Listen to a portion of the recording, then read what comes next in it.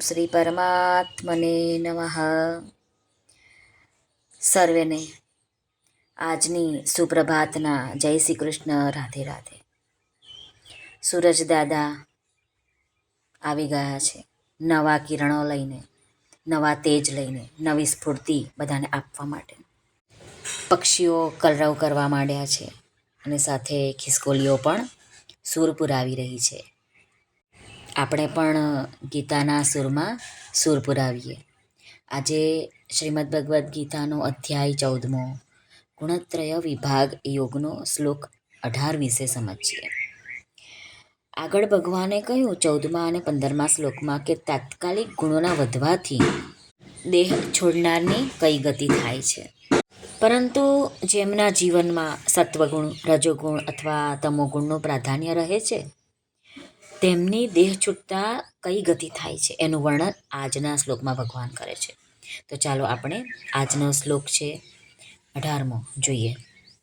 શ્રી ભગવાન ઉવાચ ઊર્ધ્વં ગચ્છન્તિ સત્વસ્થા મધ્યે તિષ્ઠન્તિ રાજસાઃ જઘન્ય ગુણવૃત્તિસ્થા અધો ગચ્છન્તિ તામસાઃ.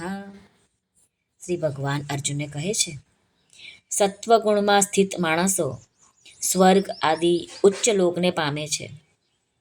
રજોગુણમાં સ્થિત રાજસી માણસો મધ્યમાં એટલે કે મનુષ્ય લોકમાં જ રહે છે અને તમોગુણના કાર્ય એવા નિંદ્રા, પ્રમાદ, આળસ આદિમાં સ્થિત તામસી માણસો અધોગતિને એટલે કે જંતુ, પશુ આદિ નીચ યોનિઓને તેમજ નરકોને પામે છે. ઉર્ધ્વં ગચ્છન્તિ સત્વસ્થાઃ. સ્વામી રામસુખદાસજી વર્ણવે છે તે આપણે જોઈએ.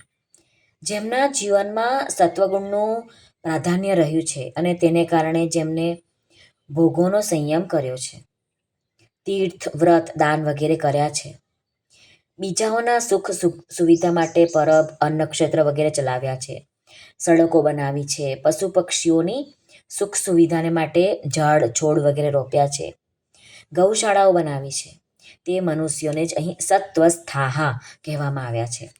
જ્યારે આવા ગુણ વધ્યા હોય અને મનુષ્યનું મૃત્યુ થાય ત્યારે તે સત્વગુણમાં આસક્તિ હોવાને લીધે સ્વર્ગ આદિ ઊંચા લોકમાં જાય છે. એ લોકોનું જ વર્ણન આ અધ્યાયમાં ઉત્તમ વિધાન અમલાન લોકાન પદોથી કરવામાં આવ્યું છે. ઊંચા લોકોમાં જવાવાળા મનુષ્યોને જ તે જ તત્વપ્રધાન શરીરની પ્રાપ્તિ થાય છે. મધ્યે તિષ્ઠન્તિ રાજસાઃ. જે મનુષ્યોના જીવનમાં રજોગુણનું પ્રાધાન્ય હોય અને તેને કારણે જેઓ શાસ્ત્રની મર્યાદામાં રહીને જ આ બધા જે આપણને જે ભોગ વિલાસના બધા સાધનો છે એ બધા ભેગા કરવા માટે અને ભોગો ભોગવવા માટે, એશ આરામ કરવા માટે, પદાર્થોમાં મમતા આસક્તિ રાખવી આ બધેમાં લાગ્યા રહે છે, તેમને જ અહીં રાજસાઃ રજોગુણ જેનામાં વધ્યો છે તે. જ્યારે રજોગુણના પ્રાધાન્યમાં જ એટલે કે રજોગુણના ચિંતનમાં જ એના કાર્યોમાં જ ચિંતન કરતાં કરતાં મનુષ્યનું શરીર છૂટી જાય ત્યારે તેઓ ફરી મનુષ્ય લોકમાં જ જન્મ લે છે. તિષ્ઠન્તિ આ પદ એ રાજસ મનુષ્ય માટે જ કહેવામાં આવ્યું છે કે જેવા મનુષ્યો મૃત્યુલોકમાં છે, દેહ છોડ્યા પછી તેઓ ફરી મૃત્યુલોકમાં આવીને એવા જ બની જાય છે. તો કેવા કે જેવા પહેલાં હતા મનુષ્ય અવતારમાં એવા જ બની જાય છે. તેઓ અશુદ્ધ આચરણો નથી કરતા, શાસ્ત્રની મર્યાદામાં રહીને કામ કરે છે, શુદ્ધ આચરણ કરે છે. પરંતુ એવા મનુષ્યો વ્યક્તિ પદાર્થમાં આસક્તિ હોય છે, પ્રેમ હોય છે, રાગ હોય છે, એને લીધે તેઓ ફરીવાર આ સંસાર મૃત્યુલોક છે એમાં જન્મે છે. જઘન્ય ગુણવૃત્તિસ્થા અધો ગચ્છન્તિ તામસાઃ.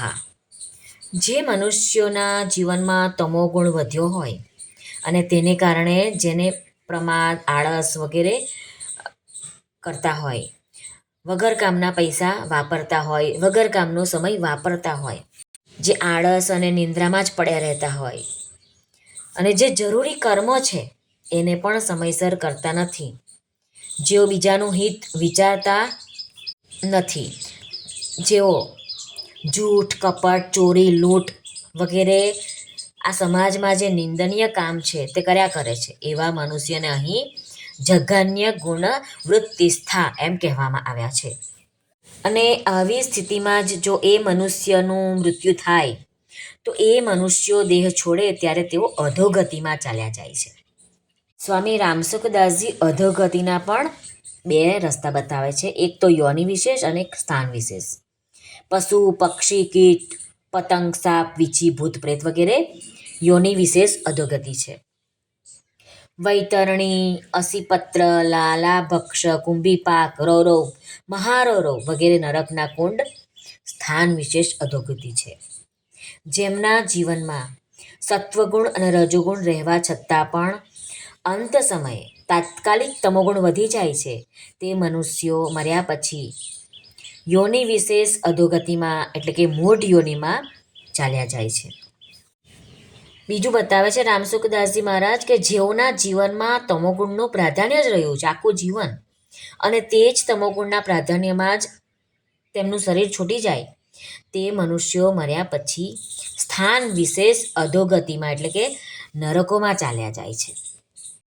ટૂંકમાં રામસુખદાસજી મહારાજ કહે છે કે અંત સમયે જેવી મતિ હોય છે એને એવું અવતાર મળે છે, પરંતુ સુખ દુઃખનો ભોગ તેઓના કર્મો અનુસાર જ થશે. જેમ કે કર્મો તો સારા છે, પરંતુ અંતિમ સમયમાં કૂતરો યાદ આવી ગયો, તો એ જે કૂતરો યાદ આવ્યો અંતિમ સમય એટલે એની ગતિ થશે કૂતરાની યોનિમાં. પરંતુ કર્મો એના સારા છે એ પ્રમાણે એને સુખ આરામ મળશે, અને કર્મો તો ખરાબ છે પરંતુ અંતિમ ચિંતન મનુષ્યને થઈ ગયું તો અંતિમ ચિંતન અનુસાર મનુષ્ય બની જશે, પરંતુ તેના કર્મોના ફળરૂપે ભયંકર પરિસ્થિતિ મળશે. તેના શરીરમાં રોગો ઉદ્ભવ થશે, ખાવા માટે અન્ન, પીવા માટે જળ અને પહેરવા માટે કપડાની મુશ્કેલી પડશે. કેટલાક કૂતરાઓને આપણે ઓડી ગાડીઓમાં પણ બેસાડીને લઈ જતા જોયા છે, તો એ એમના પૂર્વજન્મનું કર્મ છે. આ સુખ એટલા માટે છે, એમની સાહેબી એટલા માટે છે કે પૂર્વજન્મના એમના કર્મો સારા છે. અને આ યોનિ શા માટે છે? તો એમને આ ચિંતન થઈ ગયું હશે, અને અથવા તો અંત સમયે એ કૂતરાનું ચિંતન થયું હોય તો પણ એમને કૂતરાનો અવતાર મળે છે. આમ ભગવાન કહે છે કે તમોગુણ જો થોડીક માત્રામાં વધ્યો હોય તો મનુષ્ય મૂઢ યોનિમાં જાય છે, અને ખૂબ વધે તો મનુષ્ય નરકોમાં જાય છે. શ્રી કૃષ્ણ અર્પણમસ્તુ. સર્વને ભાવથી જય શ્રી કૃષ્ણ. રાધે રાધે. હરિઓમ તત્સત. જય ગુરુદેવ દત્ત. જય સ્વામિનારાયણ. જય માતાજી. નમઃ પાર્વતે પતે. હર હર મહાદેવ હર. સિદ્ધેશ્વર મહાદેવની જય. આજના આનંદની જય. સર્વનું કલ્યાણ થાઓ, સર્વનું કલ્યાણ થાઓ, સર્વનું કલ્યાણ થાઓ.